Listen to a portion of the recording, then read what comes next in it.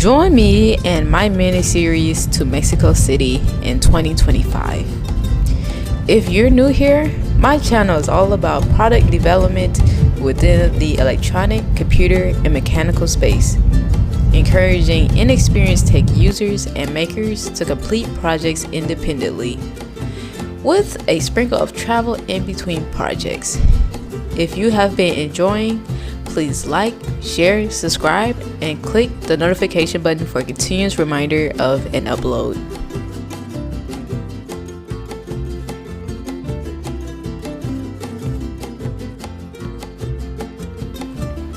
Well, first things first, I do have to talk about finding my African cousins in order to get my hair done. So, my friend suggested that I check out exoticafrohairshop, and they're located in Mexico City. At first, I was a little hesitant, so I did a little research and digging on the internet, and so I ended up scheduling an appointment with them.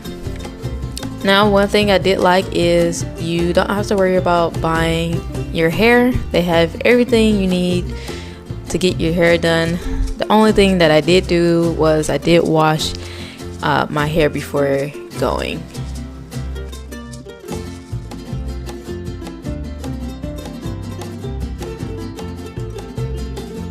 Now, there were some room of improvements for me. So the hairstylist was utilizing hair clippers to cut the strays of the hair after it was braided in my hair. I did tell her to cut back on utilizing the scissors because I was afraid that my natural hair was going to be cut off, and I have never seen that technique before, so I did, was a little hesitant with that process. And the other thing that I had issues with too was the rates were a little pricey, but there may be other hairstyles that I could have gotten that was a little bit, I guess, more within my budget. But since I was on vacation, I went for a style that I liked and wanted to enjoy while in Mexico City. Teotihuacan is on the UNESCO's World Heritage List, which includes several properties forming part of the cultural and natural heritage. The World Heritage Committee considers it as having outstanding universal value. I explored Teotihuacan through a hot air balloon ride. Then I visited a cave to have lunch and also visited the artisan's shop to explore different crafts made from the local vendors. And then lastly, I stepped foot near the pyramids and had an additional tour.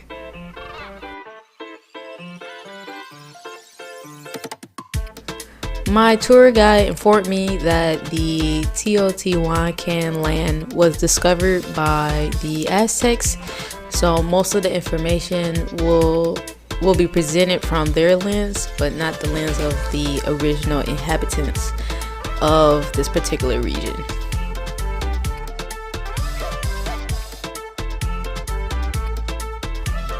The two large pyramids that is in this region are called the Sun, and the other one is called the Moon. It is believed that this place was also a center for their religious practices. For instance, in one of the temples, they found buried animals and bodies with heads that had been lopped off, and it was thought to be offerings to gods or a sanctification for successive layers of the pyramid as it was built.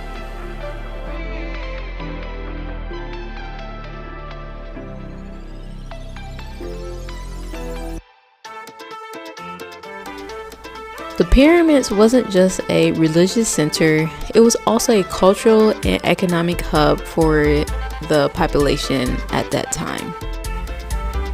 It is still an economic center because currently the locals are able to sell different handcrafts that they created.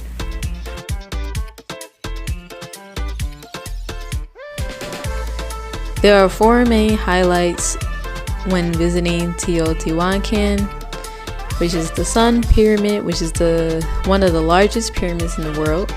You have the Moon Pyramid, located on the northern end of the Avenue of the Dead. And then you have the Avenue of the Dead, which is the main avenue, which is lined with ancient buildings and smaller temples. Then you have the Temple of the Feathered Serpent, which is known for its intricate carvings.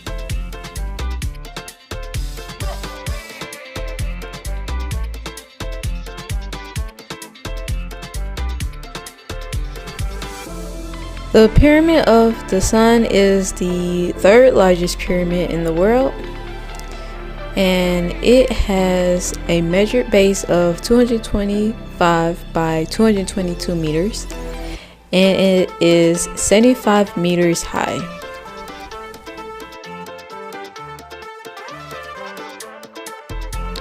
And it is believed that this is where the sun god was worshipped.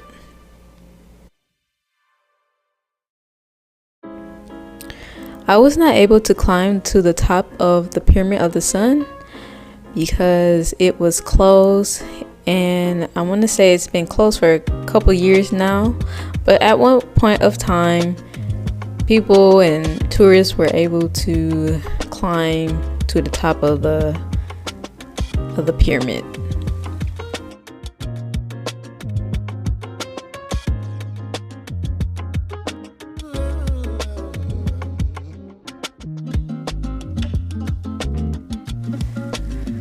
The Pyramid of the Moon was the 2nd largest pyramid in Teotihuacan, and I actually was able to climb towards the first platform of the pyramid, and those stairs were very steep, and I had to take my time coming down the pyramid because it was just so steep, and the railing that was there was flimsical, so I definitely had to take my time.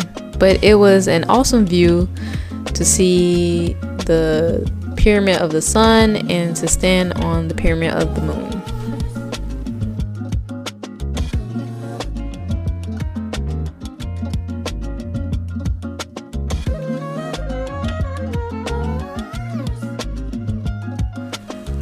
Now, I did not get a chance to see the Palace of the Jaguars and the Temple of the Feathered Snails. I'm not sure if this was open at the time of me visiting or whether or not we had time to go back towards that area, but that is another part to check out, so I can totally go back and hopefully see the murals and carvings that were interesting.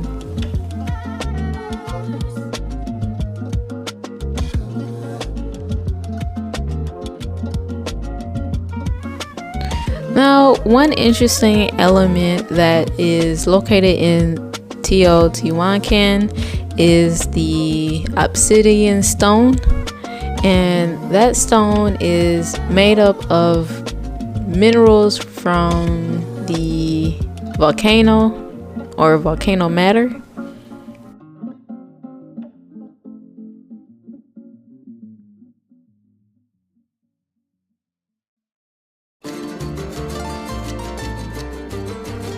The material from the volcano is utilized to build most of the foundation of Teotihuacan. Now, obsidian is one of the stones that is formed from the volcano glass. This volcanic rock, the obsidian stone, was pretty much used for a lot of things, like utensils to jewelry, weapons, and they also utilize it as a way to look at the sun.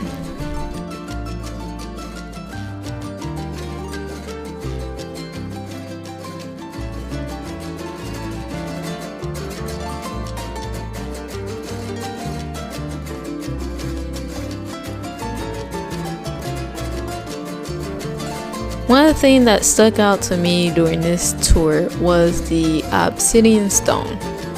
And the obsidian stone can be used to look at the sun, which I found so profound because in 2024 we had the total solar eclipse where the moon and sun were crossing paths against each other, and there was a moment where there would be a almost complete coverage and a slight decrease in sunlight and a little bit more darkness to the earth. But anywho's, I could have utilized an obsidian stone to look at the eclipse versus trying to find a technical approved glasses to wear in order to properly look at the sun and moon cross paths. So now maybe check out an obsidian stone and you can totally look at the sun without causing too much harm to your eyes.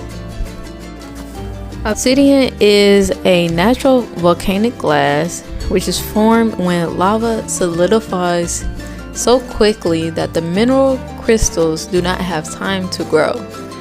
And the name obsidian just refers to a glassy texture.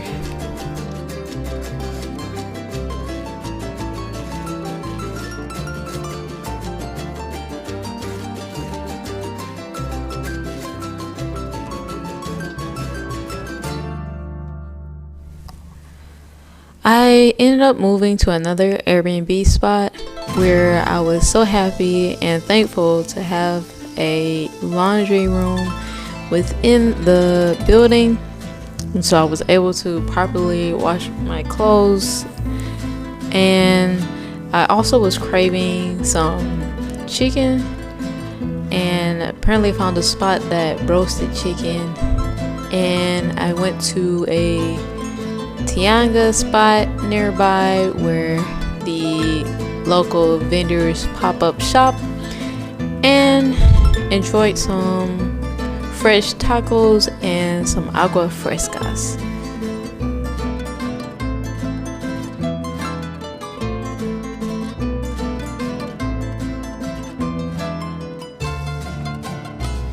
Dancing is one of the nightly activities in Mexico City, and I ended up going to El Babalu with some friends and learned how to do some salsa dancing.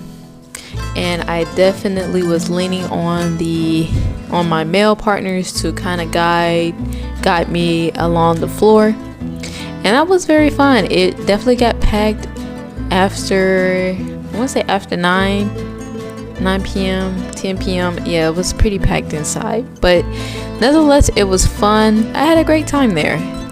Definitely check out El Babalu.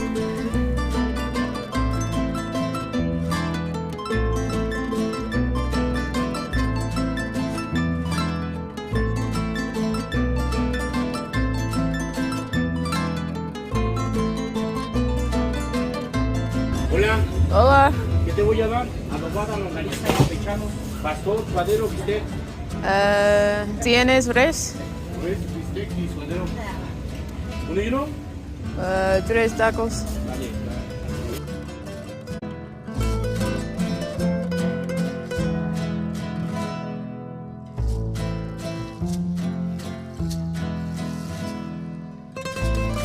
Thank you for joining me in week 3 of Mexico City. Don't forget to write a comment below about something you found most interesting.